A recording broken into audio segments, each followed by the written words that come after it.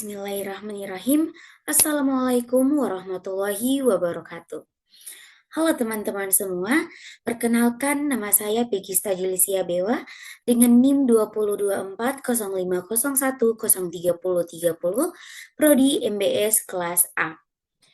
Baik teman-teman, pada kesempatan kali ini saya akan mempresentasikan materi sebagai bagian dari tugas ujian akhir semester untuk mata kuliah pengantar akuntansi dengan dosen pengampu Bapak Muhammad Imran SMAK. Baik teman-teman, materi yang akan saya bahas adalah pembahasan dari kelompok 7 sampai kelompok 13 yang mencakup berbagai topik penting dalam akuntansi, mulai dari pengendalian kas, piutang, aset tetap, aset tak berwujud, hingga liabilitas dan akuntansi perusahaan. Nah, presentasi ini saya buat dengan tujuan memberikan gambaran singkat, padat, dan jelas tentang materi tersebut. Baik, langsung saja yaitu pada pembahasan pertama yang akan kita bahas di kelompok 7 itu membahas materi tentang pengendalian internal dan pengelolaan kas. Nah, di dalam materi kelompok 7 itu ada beberapa poin penting. Yang dimana poin penting tersebut ada di slide ini. Dan di kelompok 7 itu membahas tentang kas. Nah, teman-teman, kas itu apa sih? Kas adalah aset perusahaan yang paling likuid seperti uang tunai dan saldo di rekening bank. Kas itu digunakan untuk menjalankan operasional sehari-hari dan mencerminkan kekuatan keuangan perusahaan. Baik, di poin pertama itu ada pengendalian internal. Nah, teman-teman, pengendalian internal adalah langkah-langkah untuk melindungi kas perusahaan yang memastikan laporan keuangan akurat dan memastikan semua aktivitas mematuhi aturan. Contohnya seperti apa? Contohnya yaitu seperti membatasi akses pada kas atau melakukan audit rutin. Poin yang kedua yaitu pengendalian kas atas penerimaan dan pengeluaran. Pengendalian kas bertujuan untuk mencatat semua penerimaan dan pengeluaran secara rapi agar menghindari kesalahan atau penyalahgunaan. Di poin yang ketiga, ada rekening bank. Nah, rekening bank ini adalah tempat penyimpanan utama uang perusahaan yang digunakan untuk mempermudah transaksi keuangan dan menjaga keamanan dana. Poin yang keempat, yaitu rekonsiliasi bank. Nah, rekonsiliasi bank ini dilakukan untuk mencocokkan catatan saldo kas perusahaan dengan laporan bank yang memastikan tidak ada kesalahan atau selisih yang tidak wajar. Nah, poin yang terakhir yaitu poin yang kelima, ada dana kas keperluan khusus. Dana kas kecil ini disediakan untuk kebutuhan yang sifatnya rutin atau mendadak. Contohnya yaitu seperti pengeluaran operasional yang kecil. Baik teman-teman, kita beralih pada pembahasan selanjutnya yaitu teman-teman di kelompok 8 itu membahas tentang penggolongan piutang usaha. Nah, karena di kelompok 8 ini membahas tentang piutang, nah teman-teman perlu ketahui bahwa piutang adalah klaim keuangan perusahaan kepada pihak lain. Biasanya itu pelanggan. Akibat transaksi penjualan secara kredit, piutang merupakan aset perusahaan yang diharapkan akan diterima di masa mendatang. Nah, di poin pertama itu ada penggolongan piutang.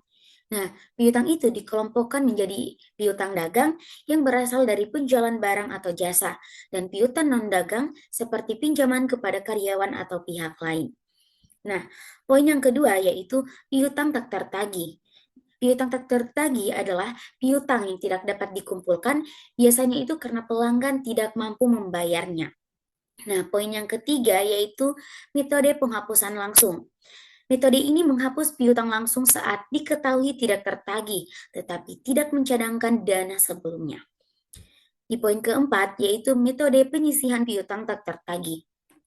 Metode ini mencadangkan dana untuk mengantisipasi piutang tak tertagih sehingga lebih sesuai dengan prinsip akuntansi. Poin yang terakhir yaitu poin kelima, yaitu membandingkan metode. Nah, proses membandingkan metode ini itu lebih sederhana, tetapi metode penyisihan lebih mencerminkan kondisi keuangan yang sebenarnya. Baik teman-teman, kita beralih pada pembahasan selanjutnya, yaitu pembahasan di itu membahas tentang karakteristik aset tetap, akuntansi untuk penyusutan dan pelepasan aset tetap. Nah, karena di kelompok 9 ini juga membahas tentang aset tetap. Nah, aset tetap ini adalah aset berwujud yang digunakan dalam operasional perusahaan dan memiliki masa manfaat lebih dari 1 tahun seperti bangunan, mesin, dan kendaraan. Nah, di poin pertama itu menjelaskan, menggolongkan, dan menghitung biaya aset tetap. Nah, teman-teman, biaya aset tetap itu meliputi harga beli, biaya pengangkutan, pemasangan, dan pengeluaran lainnya hingga siap digunakan. Nah, di poin kedua itu ada menghitung penyusutan. Nah, ada 3 metode utama untuk menghitung penyusutan, yakni ada metode garis lurus, yang dimana metode garis lurus ini beban penyusutannya sama setiap tahun. Yang kedua yaitu metode unit produksi, yang dimana metode unit produksi ini berdasarkan penggunaan aset. Sementara yang ketiga itu ada metode saldo menurun, yang dimana metode ini bebannya lebih besar di awal masa manfaat. Nah, aset tetap. Nah, teman-teman, jurnal itu dibuat untuk mencatat pelepasan aset, termasuk nilai buku aset, hasil penjualan, serta keuntungan atau kerugian. Kita lanjut pada pembahasan selanjutnya, yaitu pembahasan di makalah kelompok 10. Yang dimana di kelompok 10 ini membahas tentang memahami aset dan keuangan tak berwujud. Nah, apa sih aset tak berwujud itu? Nah, teman-teman, aset tak berwujud itu adalah aset yang tidak memiliki bentuk fisik, tetapi memiliki nilai ekonomi, seperti merek dagang, hak cipta, ataupun paten. Nah, teman-teman, di poin pertama itu ada definisi aset tak berwujud, yang dimana aset ini memiliki nilai ekonomi meskipun tidak berwujud, seperti goodwill atau tak berwujud. Nah, contohnya adalah paten, merek dagang, hak cipta, dan perangkat lunak. Poin yang ketiga yaitu pentingnya aset tak berwujud dalam bisnis. Aset ini memberikan keunggulan kompetitif dan meningkatkan nilai perusahaan. Poin yang keempat itu penilaian dan akuntansi aset tak berwujud. Nah, penilaian ini dilakukan berdasarkan biaya perolehan dan aset ini diamortisasi sesuai umur manfaatnya. Poin kelima yaitu strategi pengelolaan aset tak berwujud. Aset ini harus dilindungi secara hukum dan dikelola untuk mendukung strategi bisnis. Dan poin keenam ada tantangan dan risiko aset tak berwujud. Nah, kesulitan dalam penilaian dan risiko pelanggaran hak adalah tantangan utama dalam mengelola aset ini. Baik teman-teman, kita lanjut pada pembahasan selanjutnya yaitu pada pembahasan makalah kelompok 11 yang dimana di kelompok 11 ini membahas tentang liabilitas lancar, gaji, dan penghasilan.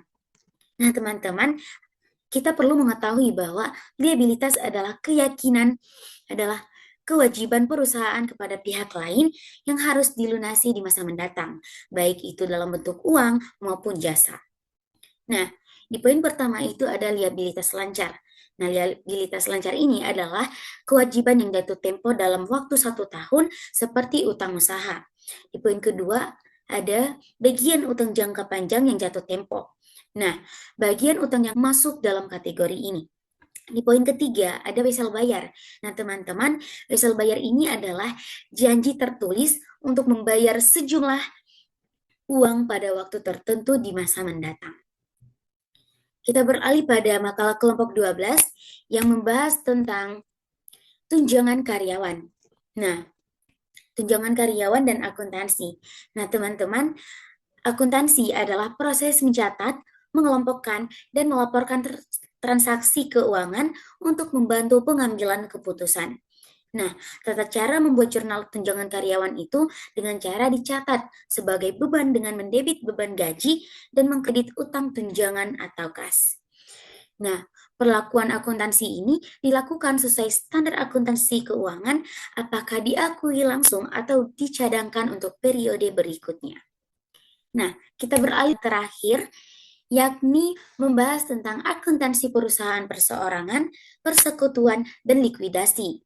Nah, di kelompok 13 ini membahas beberapa materi, yakni ada beberapa poin, dan inti dari ini semua yaitu ada kata perusahaan. Nah, teman-teman, perusahaan adalah organisasi yang bergerak di bidang ekonomi dengan tujuan menghasilkan keuntungan melalui produk atau jasa. Di poin pertama itu ada karakteristik dasar perusahaan. Di dalam karakteristik dasar perusahaan itu terdapat 3 karakteristik. Ada perseorangan, yang dimana perseorangan ini dimiliki oleh satu orang atau struktur sederhana.